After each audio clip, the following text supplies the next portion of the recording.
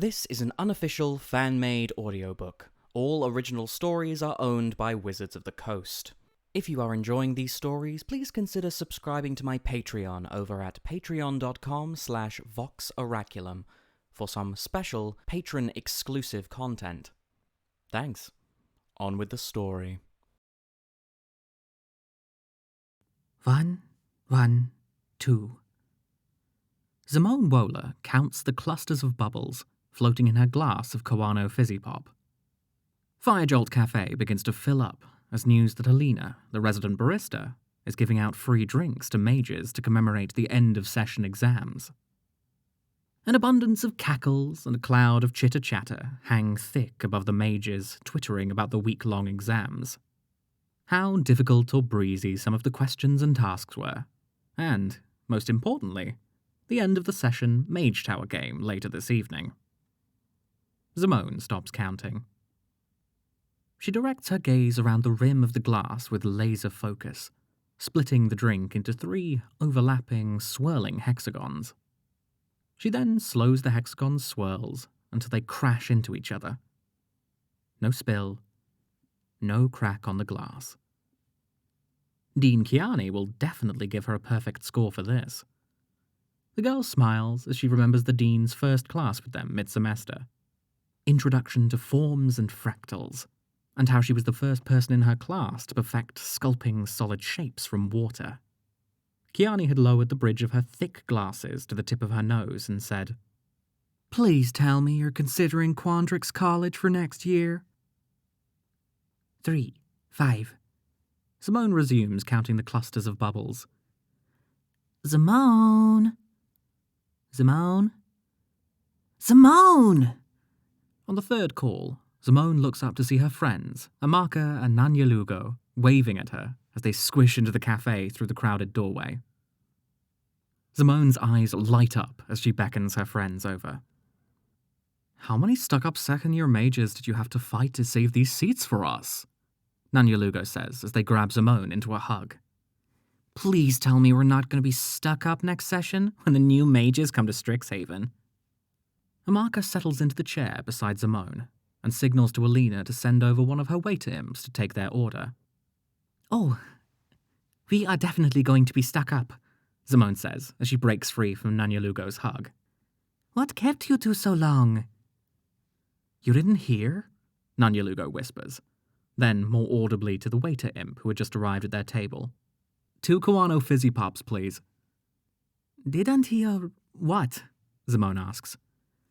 "Of course you didn't, because you ran off immediately after you handed in your script," Amaka cuts in. "I wanted to come here to save seats for us," Zimone pouts. "Anyway, all 10 deans from the 5 colleges had a magical show-off for us. One last push to nudge us to the right college." The waiter imp returns with the drink and recites the "all drinks are on the house today" mantra Alina had programmed it to do. "You may have changed your mind about Quandrix." Amaka chews up the remaining words on noticing Zimone's glare.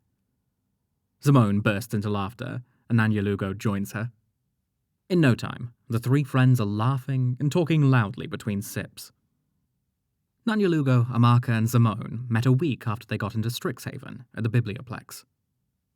They were studying for their very first telekinesis task, but soon got into a heated argument over which of the elements, fire, air, water, or earth, was the most important.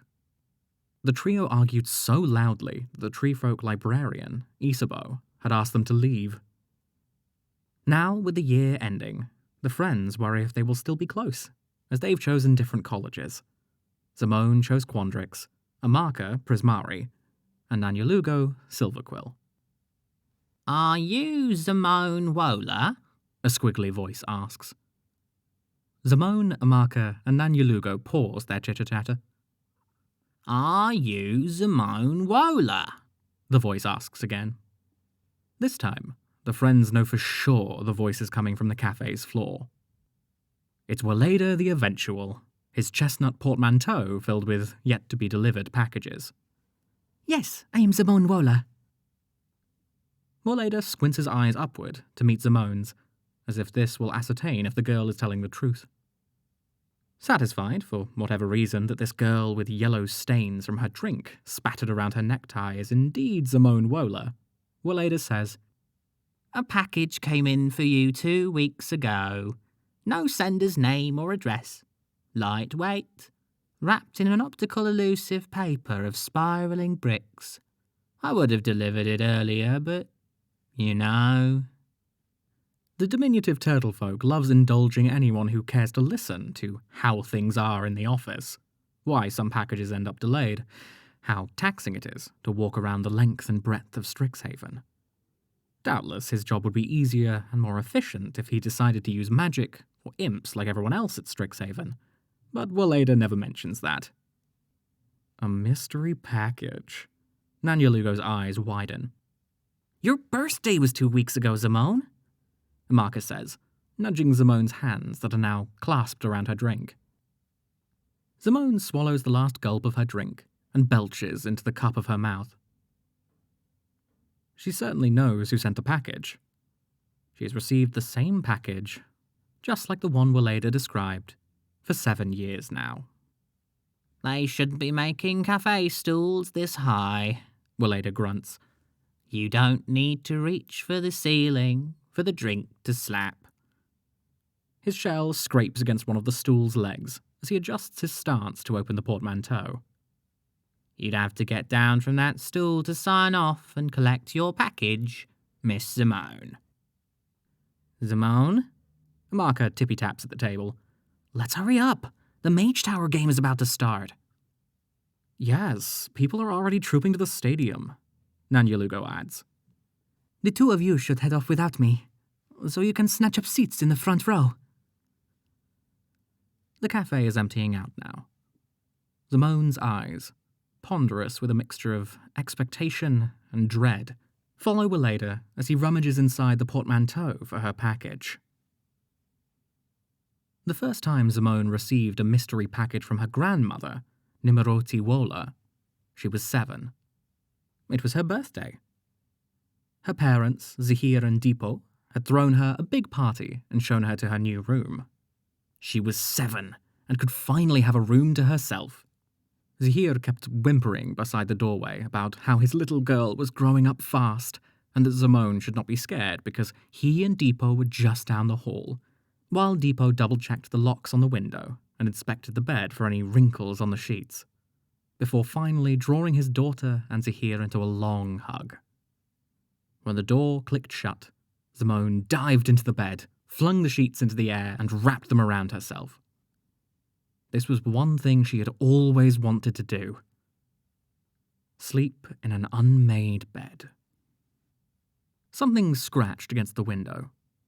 Squirrels, the little girl guessed, as she crawled to the window on her knees, forgetting everything Zahir and Deepo told her about keeping it closed. She opened the window to see a package wrapped with a holographic paper of spiraling bricks crested at the corner of the windowsill. The night wind was starting to tip the package over, so Zimone scooped it up and closed the window. Thinking the package was one of the many gifts people had brought her at the party, she tore it open. Inside the velveteen-lined box were 8 green and blue striped ribbons, and a note. "Happy birthday, Zimone. Let this be our little secret. Nimeroti."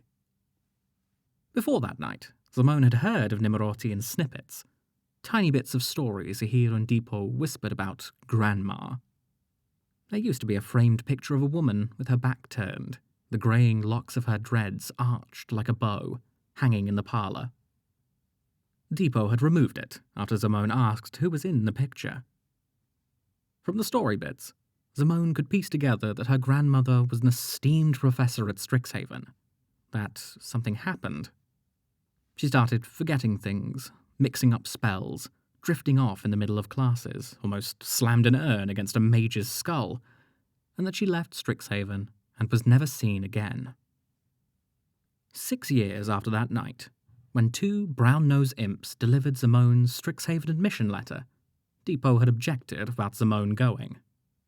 It took weeks for Zahir to convince him Zimone was beyond her years and could protect herself. The next year, Another package came in with the same note, but with 13 ribbons. Then it was 20 ribbons the year after that, then 34, 55. Now, Zimone stares at the ribbons and note inside the velveteen-lined box on her bed. The dormitory is almost empty. Most of the mages are still outside arguing about the Mage Tower game. Silverquill College won, even though one of their players hypnotized Quandrix College's captain at the finals. The Mage Tower Referee Council refused to flag this clear violation as a foul. Zimone puffs hot air from her mouth before she starts counting the ribbons. 89, 144, 233. She cracks her cramped knuckles when she counts the 377th ribbon. Then she picks up the note. Happy birthday, Zimone. It's going to be hard getting these packages to you now you're in Strixhaven, with all the eyes lurking in the shadows. So, this will be the last one. I hope you put the ribbons to good use. Nimeroti. Zimone folds the ribbons and the handwritten note into the box as the dorm's door creaks open and the other students begin to troop in. Once everyone is asleep, she will plait them into the braid she's made from all her previous birthday gifts that's stashed under her pillow. Dean Imbraham squints at the array of numbers running along countless serpentine paths on the board. He mumbles to himself, wiping his sweaty brow with both his wings. Then he turns back to the book he suspended in the air and ripples the surrounding wind until the book opens to a coffee-stained page. The dean snaps the chalk in his hands, flings it through the window, and then bows his head. A murmur spreads around the class, but quiets as soon as Imbraham shoots up his head. The most important thing you have to know about theory is that it is just substance we haven't figured out yet, begins the dean. I know, second-year Quandrix College mages, you expect to be spending your time conjuring fractals. Real stuff, right? He smirks. But you're stuck with me, learning theories. Why do you think this class is necessary? Anyone? Because theory is the building block of substance. A tiny voice sandwiched in the middle of the class answers. Dean Imbraham gasps. He'd heard a similar answer from another student long ago. Who said that? He scans the room, his eyeballs almost popping out.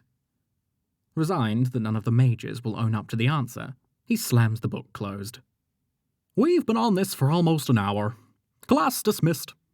See you next week, where we'll try and fail again to figure out the Vorzani conjecture. Just like we've been doing at Quandrix for decades. The second-year mages shuffle their feet, shoving their tables and chairs as they scramble out of Taurus Hall for their next class. Intermediate Forms and Fractals, Conjuring and Counter-Conjuring by Dean Kiani at the Cultivarium. Imbraham waves to Zimone, who is trying to slip past him unnoticed. The girl's knees buckle, and her hands, clasping a pile of books to her chest, tighten. Dean Imbraham, Zimone says as she begins to walk toward the dean. You look just like her, he notes, arching his wings. Like whom? Your grandmother, Zimone Wola. Taught her in this same class many years ago. Zimone slackens her shoulders to ease the weight of the books. Dean Imbraham makes to continue speaking, but stops as the air between student and dean becomes tense.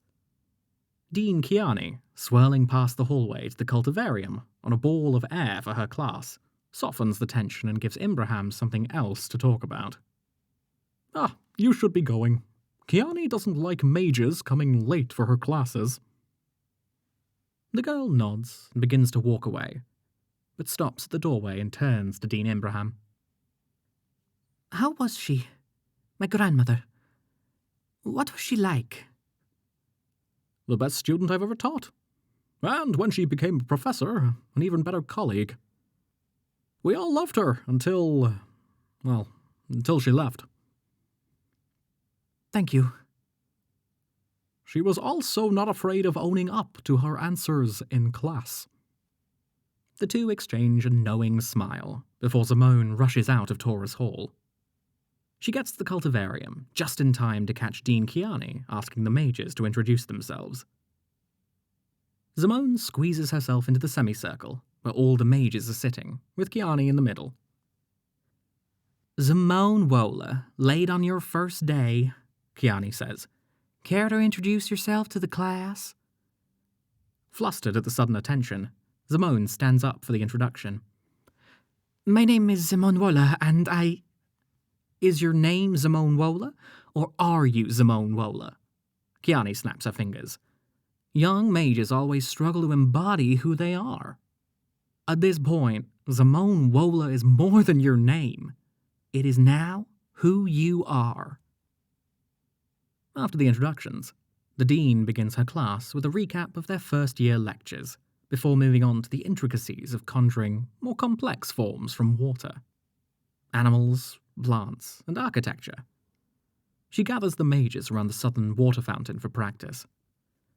"Remember, the trick is to mold with your eyes, and not with your hands," Kiani echoes, as she walks each mage through their first complex conjuring.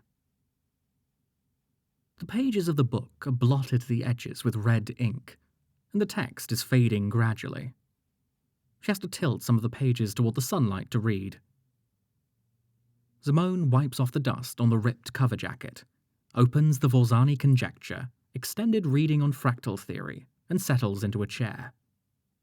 She remembers the look Isabeau gave her when she requested the book. The librarian's branches drooped, and her rust-covered leaves folded in. Zimone had peeped into the record scroll as Isabeau's branches reached to the furthest shelves to find the book. The last person to sign it out was Nimroti Wola, 14 years ago. She opens her jotter to where she scribbled VC on top. Dean Imbraham has ended their study on the Vorzani Conjecture and moved on to another topic because, yet again, he and the mages have failed to solve it. Zimone mutters the words on her jotter to herself. "The Vorzani Conjecture is an ancient magical mathematical ritual concerning infinite sequences of unpredictable forms of mana. Dean Imbraham. It holds the key to unlocking the very essence of the universe, a boundless infiniteness. Never solved. Most Strixhaven's professors have since stopped studying it. Only Dean Imbraham teaches it for 1 week to second-year Quandrix mages, because of how powerful and dangerous it could be." A minute crawls into an hour, and an hour to 4. By the time the noon bell rings for lunch, Zimone is way past the middle of the book.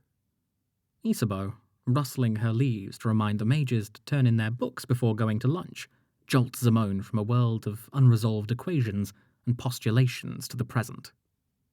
She closes her jotter, ready for lunch, until her eye catches a strange paper's edge between the unread pages of the book. Zimone tugs at it. It's a handwritten note. Packages of ribbons. Numbers one step backward to go on forever.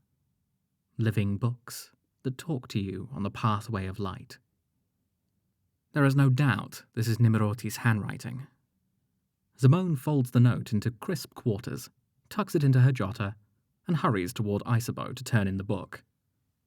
Outside, she bumps into Amaka and Nanyalugo on the stairs. The three friends squeal as they hug each other. They've barely seen one another since the semester started. It's been from one lecture to the next assignment. When they finally quiet, they begin asking each other about their new colleges, if it is everything they dreamed of, and gripe about how deep they are buried in lectures as they head toward the dining hall. "Zimone, what were you reading up on?" Amaka asks. Zimone does not answer. Her mind has wandered back to the note inside her jotter, and what Nimroti might have meant by living books. "Zimone!" Nanyalugo nudges Zimone back to the present. "Amaka was asking." "Nanyalugo, don't bother. She's somewhere in her Quandrix mind conjuring fractals." Zimone rustles up a smile, masking the 1001 uncertainties boiling inside her. The woman is sitting in front of the fountain with her back turned, braiding stripes of blue-green ribbons into her greying locks. Zimone races toward her to save her, because the arithmodrome is crumbling.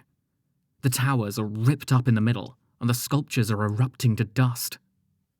Something keeps pulling her back until she grabs on to one of the woman's greying locks. The crumbling stops. Just as the woman tilts her head to reveal her face, Zimone's eyes flutter open. She sighs and goes back to sleep, drenched in her own sweat.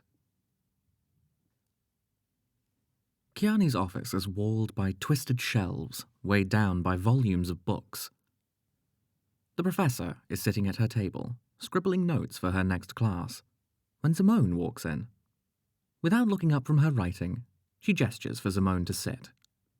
Kiani fills up another page before setting down her quill. "Zimone, you decided to grace me with your presence today. How lucky of me." The jibe is evident in the professor's tone. It's been more than a week since she told Zimone to come see her after class. I know. Classes, assignments. Fear.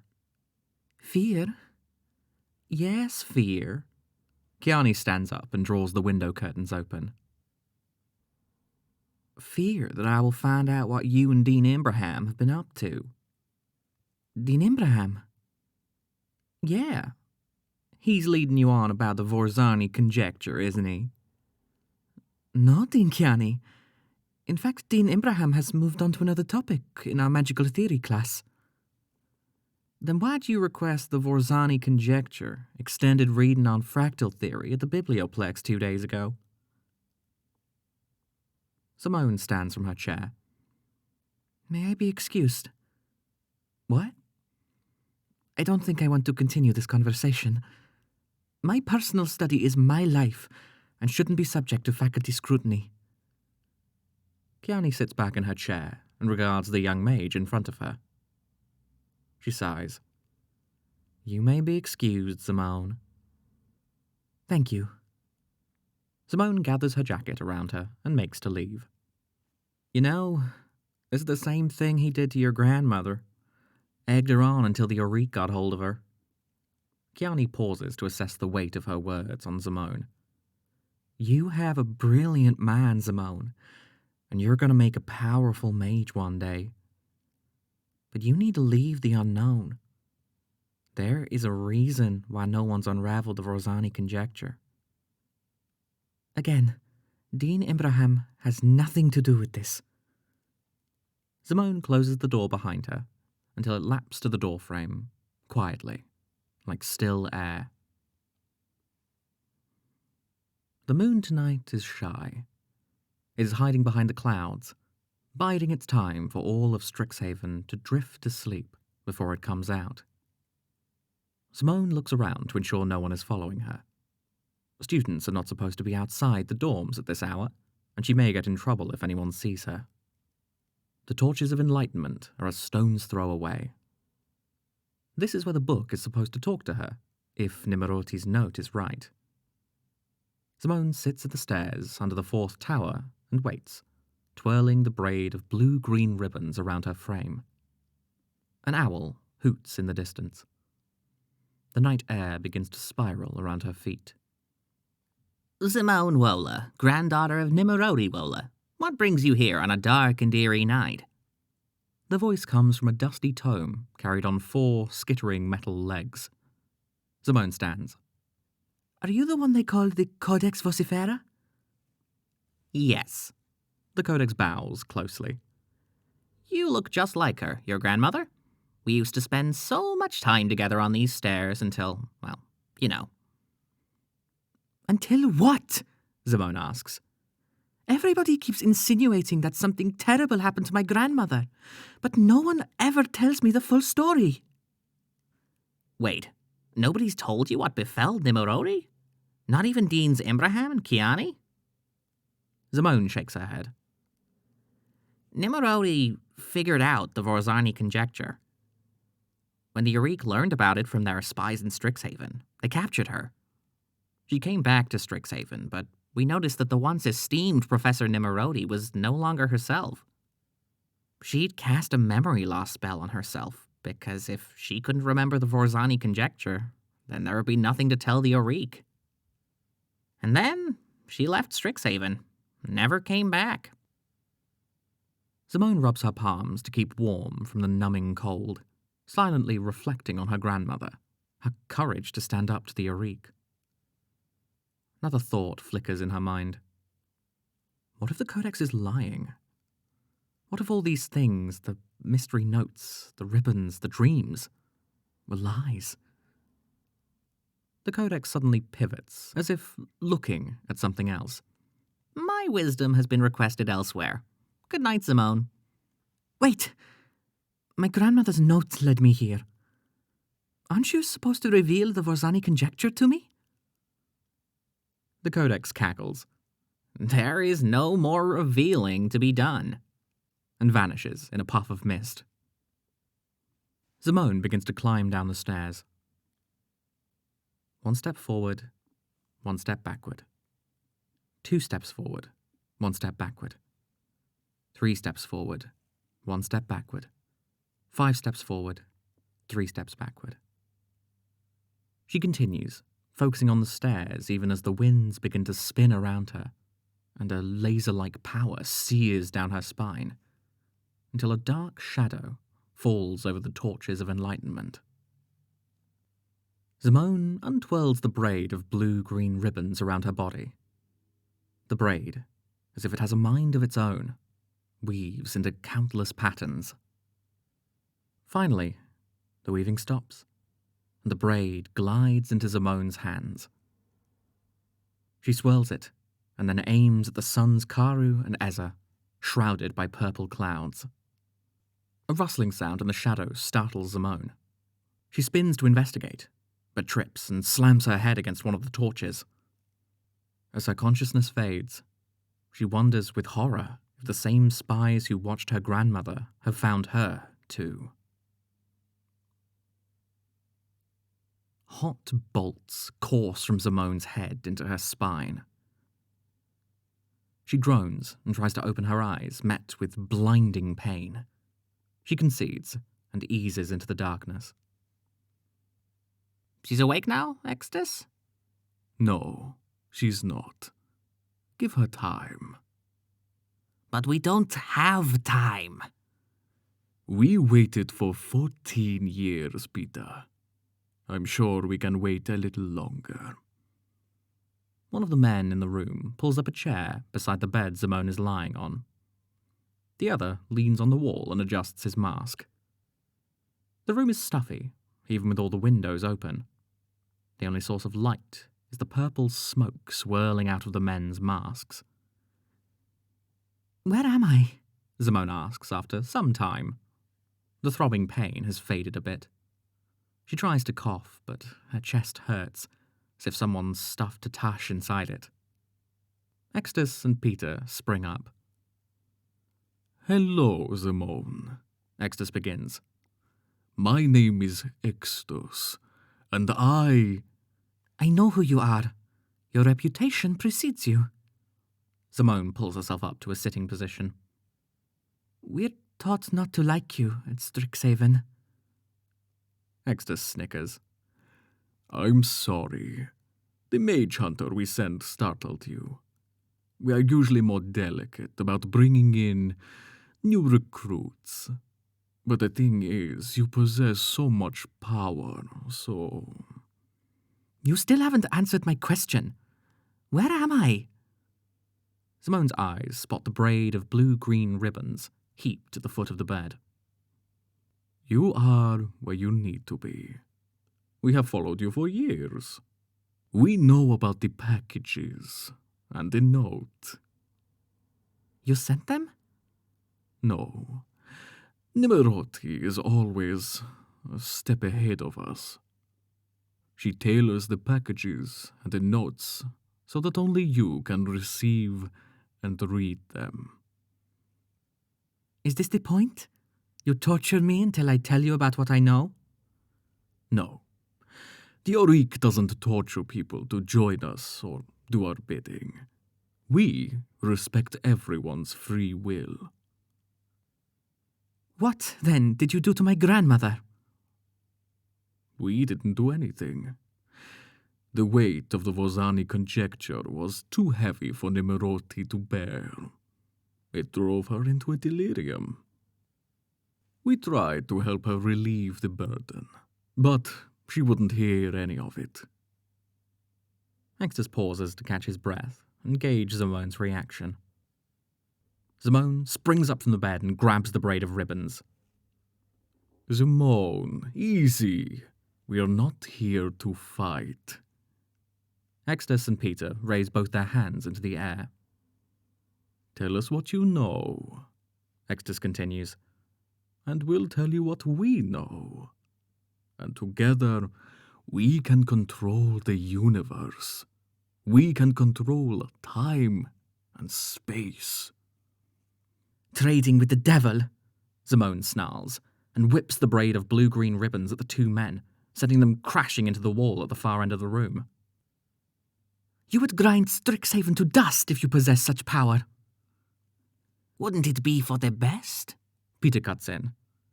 Strixhaven hoards magic, clenches it with glued palms.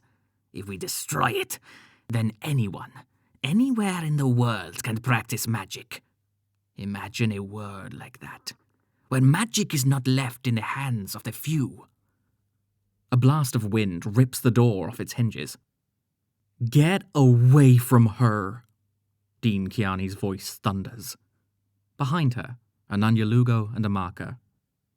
Easy, easy, Extus whispers, his voice tepid, his stance disarming. With lightning speed, Extus forms a ball of fire and hurls it at Kiani, who stops it midway. The Dean spins the fireball, fanning its embers to make it even more menacing, before redirecting it back to Extus. Zimone swirls the braid of blue-green ribbons, weaving it into the tiny cracks of time and space, until it stops the fireball a hair breadth away from Extus. She then draws water from the aloes and ferns on the windowsill to dissipate the fireball. None of this is necessary, Zimone says to Dean Kiani. He was just about to let me go. Kiani's eyes dart across the room, from the Auric to Nanya Lugo and Amaka, and then to Zimone. She sees the wry smile forming at the ends of Extus's lips, and then a measured glance between Zimone and Peter. Of course, the Auric says. Though I trust we'll meet again, Zimone Wola. Nimeroti is sitting beside the window with her back turned, braiding stripes of blue-green ribbons into her greying locks. She's not lucid today, the sanctuary attendant says to Zimone. On days when things make sense to her, she keeps talking about her granddaughter, the best mage in the whole world. The sanctuary attendant smiles at her, before heading off to help an old man untangle his ball of yarn so he can continue crocheting. Just call if she needs my attention. Zimone remembers the excitement that coursed through her when a note came from Nimeroti telling her to come visit her at the Sanctuary of the Lost, a safe haven for those affected by magic. The note was the only thing that had brought Zimone joy since her ordeal with Extus Na. Dean Kiani and Dean Imbraham had grilled her with questions on what transpired between her and the Auric leader.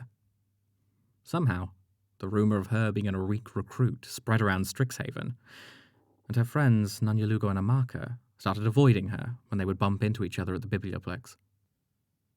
Zimone trudges to the window and places her hand gently on Nimeroti's shoulder. The old woman startles, then turns to her and smiles. Hello, Zimone says. My name is Zimone Wola. Who are you? The old woman asks through her toothy smile. Your granddaughter. See, I have ribbons just like yours. You sent them to me. Nimroti gazes at the girl sitting beside her and rummages through the blank slate of her present memory. She tries, again, to remember where she had stashed this name, Zimone. So familiar and yet so strange. Nimroti sighs in defeat and says, I don't know who you are, but I know you're someone I love. A special thanks to all of my patrons, especially Thomas E. and Owen Griffin. Thank you for listening and for your continued support.